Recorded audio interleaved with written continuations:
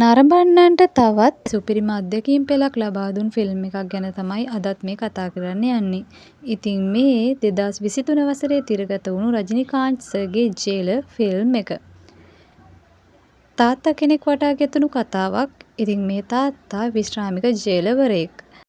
තාත්තගේ පුතා අවංක පොලිස් නිලධාරියෙක්.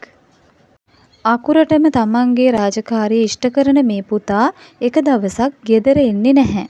ඉතින් ගෙදර එන්නේ නැති හේතුව හොයන තාත්තට මුහුණ දීමට සිදුවෙන සිදුවීම් පෙළ තමයි මේ කතාව පුරාම අරගෙන එන්නේ. රජිනි සර්ගේ සුපිරිම ඇක්ෂන් වලින් පිරිච්ච මේ කතාවත් තවම බලලා නැති ඔයාලා වෙනුවෙන් අරගෙන එන්නද?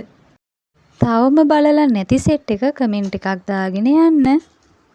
ෆිල්ම් එක බලලා තියෙන අය ඔයාලට දැනුණ දේවල් කමෙන්ට් කරගෙන යන්න.